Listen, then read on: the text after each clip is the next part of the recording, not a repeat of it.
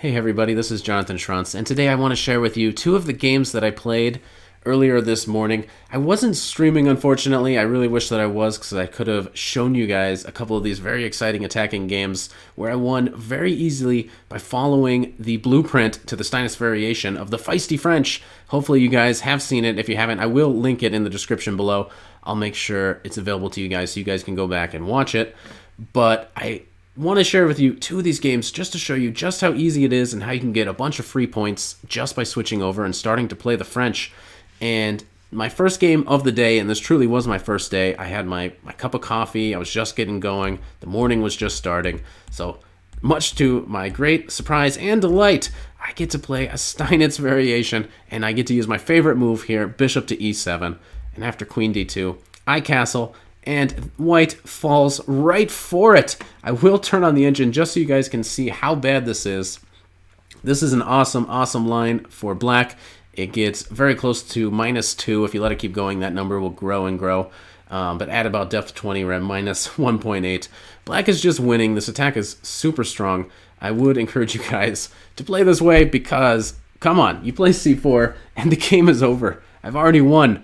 And just to give you guys a couple more examples of how to play this attack, white will follow it up either with f5 or g4, one of those moves. In the first game, my opponent played g4, and I follow it up with b5, sacking the b pawn.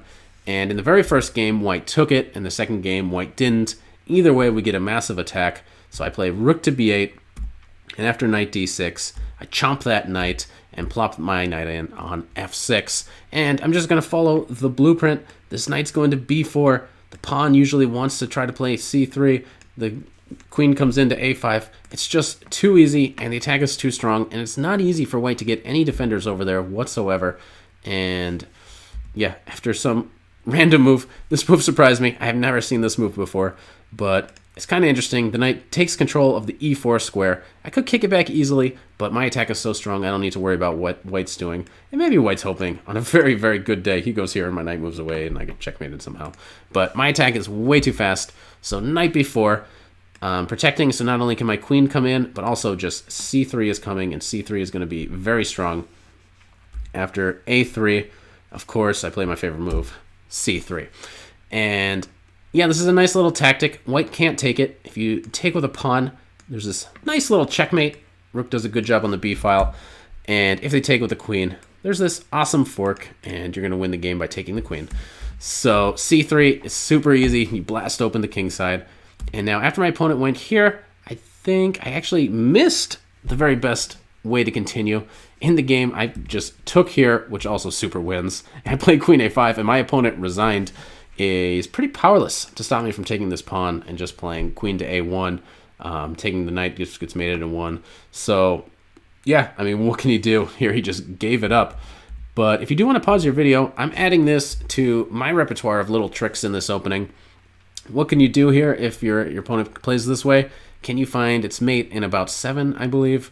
But as long as you see the main idea, white can chuck a couple pieces away and be kind of silly.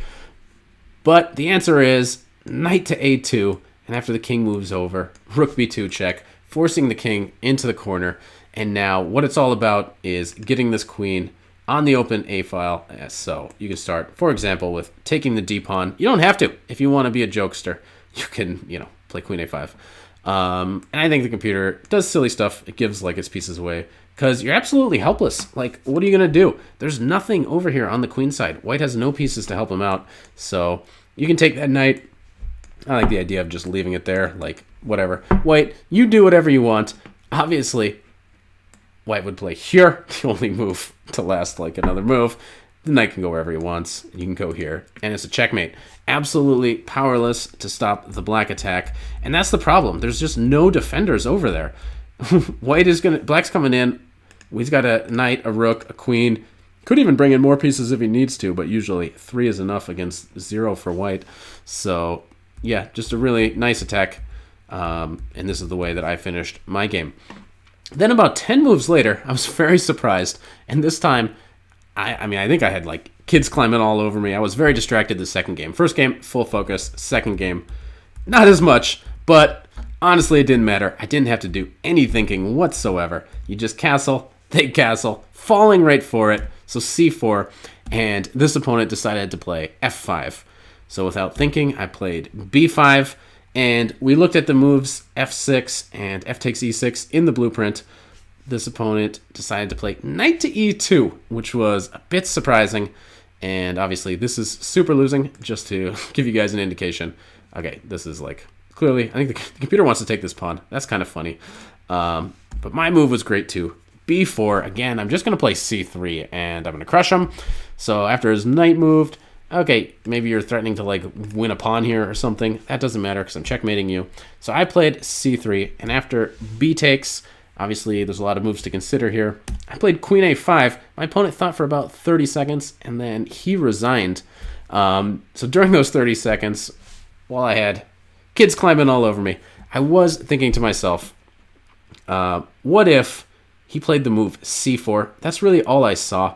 I think that's really your only chance to defend here. And I saw that I could take here, but then after queen d3, just trying to make a little escape for the king, I wasn't 100% sure what to do. The computer obviously told me after the game, even if I don't find the direct win, like I'm pretty winning anyway, but there is a really nice direct win. You can pause if you want to find the best continuation. But what I could have played here was this move b3, which obviously makes sense. We're clearing this diagonal, which is really nice. So I actually didn't understand what the follow-up would be in this position, but there's only one move here for black. But if you do find queen to a5, not letting that king escape, you're not going to let him run to d2, you will easily win this game in the next couple of moves here. The threat is just rook b8, and yeah, nothing you can really do about it. No time to harass the queen. You're going to get checked and mated.